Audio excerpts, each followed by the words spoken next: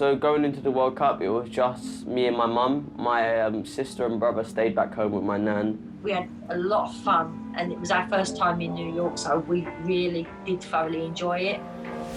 It was really nice going into New York because all the pro players got to stay in the same hotel. I just knew everybody there, but I didn't know them, you know, and like just really cool seeing everyone. When we actually got to the stadium, I think it was the day before to sort of get a feel for it. That's when we appreciated just how big this event was and how much work had gone into organising it.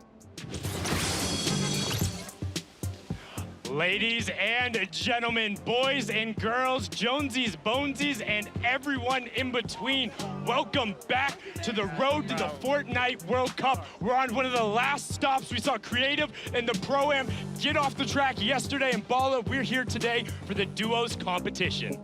So first of all, we had like a warm-up, so just to test if all the equipment's working.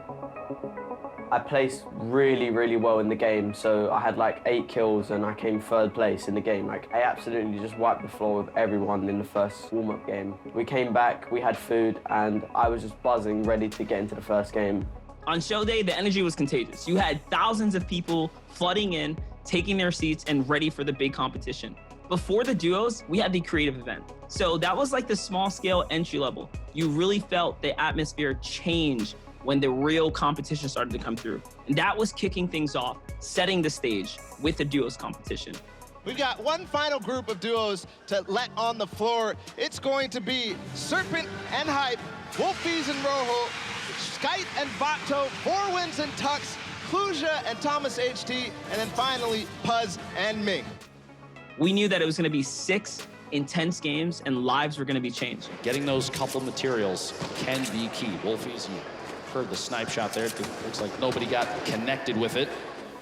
I just know that our strategy was based around, at the time you had ballers. It was basically hamster balls with an item on it that could grapple onto buildings, so you could move really fast. They end up, as we look to crown our champions, 8 players remaining, 7 different We abused those items to rotate fast.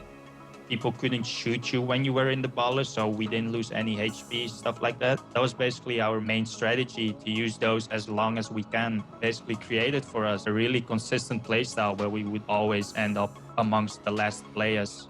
We have 4 players remaining with Arkram sitting at the highest Elam count. Oh, Hosaki's got to build up. Still in the safe zone, a quick 180. We got to endgame. We saw it on the board in our game that we came 2nd, but we didn't want to like believe it. So the only time we actually believed that we came 2nd is that when it came up on like the big screen. After the competition was over and the winners were announced and all the placements were being divvied out, it was clear that the EU scene was on top. Again, we're tallying every little bit so we know exactly who won it. Ladies and gentlemen, do you guys want to hear who will be the first ever Fortnite World Champions? I think they do. The thing was, when Jaden actually won, I wasn't with him because we were separated, so I was in the players' lounge and I was waiting for Jaden to come up, so all that part I missed. So I missed, you know, his initial reaction. It wasn't until after, when I'm searching the players' lounge for Jaden, all the other players are like, he's over there, he's over there. And luckily, one of my friends captured the moment when myself and Jaden see each other for the first time. I can honestly say, as much as I think a lot of parents say you don't always feel appreciated by your child, but in that moment right there, never in my whole life have I ever felt as appreciated as I did on that day. It was like a really good feeling for me because it felt like I'd proved everything to her, and all of my time playing Fortnite and my gaming was all worth it in the end.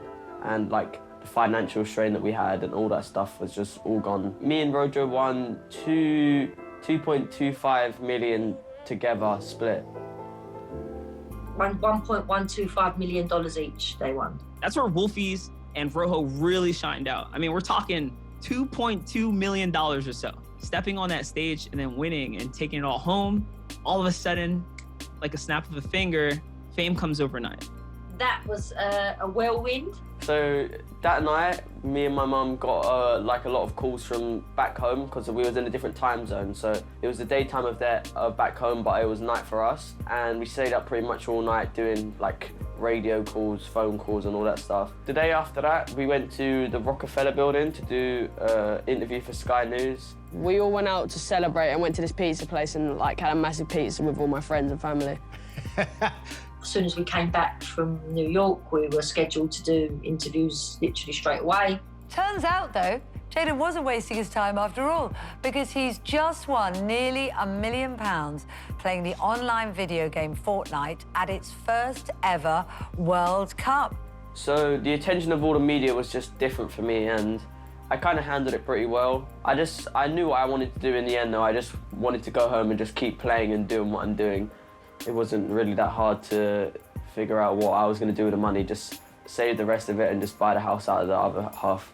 It was a no-brainer. We was going to put the money into a property. It made sense because we were paying rent, so, you know, we don't have to no longer do that. So it released the pressure from myself, and anything that I do and earn, it now goes towards us, and we're not going to stop working and moving forward to create a legacy, not just for Jayden, but for future generations, his children and his children's children. So looking after, changing, you know, everybody, the direction that our family's going. So that's the plan.